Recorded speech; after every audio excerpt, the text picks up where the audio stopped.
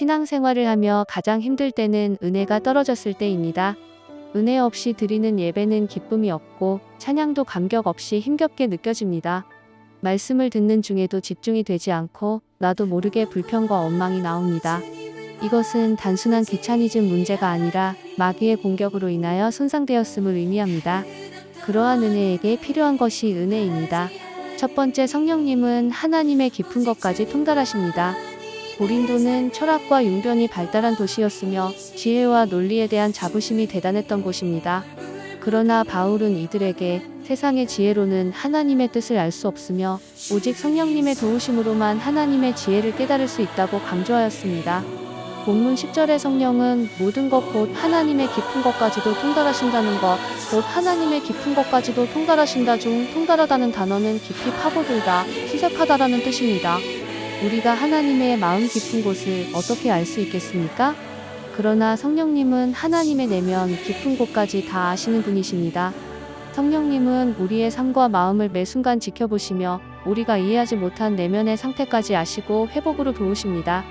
주님은 우리의 형편을 아십니다.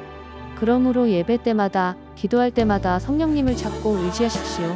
어느새 핸드폰을 만지작거리고 찬양 중엔 다음 스케줄을 떠올리며 예배 끝나고 나서야 오늘도 무슨 말을 들었지? 하고 허탈해질 때가 있지 않나요? 두 번째, 성령님은 은혜를 깨닫게 하십니다. 우리가 세상의 영을 받지 아니하고 오직 하나님으로부터 온 영을 받았으니 이는 우리로 하여금 하나님께서 우리에게 주신 것을 알게 하려 하심이라. 이 말씀에서 알게 한다는 말씀은 머리로 아는 지식이 아니라 체험을 통해 아는 은혜를 의미합니다. 성령님은 우리로 하여금 구원의 십자가의 은혜를 단지 정보로 아는 것이 아니라 삶 가운데 진하게 경험하고 감격하게 하십니다. 성령님은 도우사 성찬의 떡과 포도주의 은혜가 아닌 은혜의 감격으로 다가옵니다. 성령님의 조명하심이 있어야 성경이 진리로 와닿고 기도가 능력 있게 채워지고 복음이 감동으로 살아납니다. 그래서 우리는 날마다 이렇게 기도해야 합니다. 주님, 오늘도 말씀을 깨닫게 하소서. 은혜를 온전히 느끼게 하소서. 고린도전서 2장 10절은 성령은 모든 것 곧 하나님의 깊은 것까지도 통달하신다고 말합니다. 여기서 통달은 완전하게 꿰뚫어 보신다는 뜻을 담고 있어요. 세 번째, 은혜를 받을 수 없는 사람, 육에 속한 자.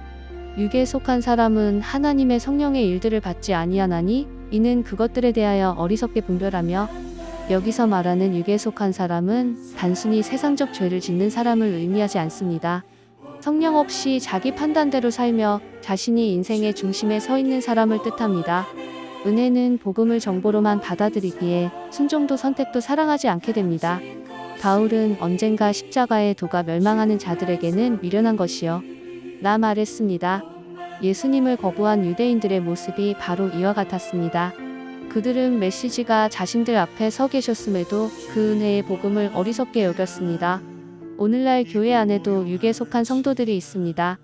예배는 드리지만 성령의 도우심을 느끼지 못하는 이들입니다. 이들에게 은혜는 깨달음이 아니라 평가 대상입니다. 사랑하는 성도 여러분, 진정한 은혜는 외워지거나 배워지는 것이 아닙니다. 그것은 성령님을 통해 깨달아져야 합니다. 성령님과의 관계가 회복될 때 비로소 우리는 깊은 은혜를 경험하게 됩니다. 고린도전서 2장 12절은 우리로 하여금 하나님께서 우리에게 주신 것을 알게 하심이라고 기록합니다. 이 아는 것은 단순 지식이 아니라 가슴으로 경험하는 체험적 은혜입니다. 육에 속한 사람은 내 방식대로만 믿습니다. 자신과 타인을 평가하고 교회 나눔을 경쟁으로 느끼죠. Q&A.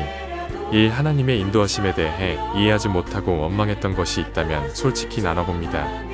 이 성령님의 도우심으로 내 마음에 감격이 넘쳤던 영적 전성기의 경험이 있다면 나눠봅니다. 3. 혹시 내가 육에 속한 자가 아닌지, 나는 얼마나 은혜 안에 살아가고 있는지 나눠봅니다.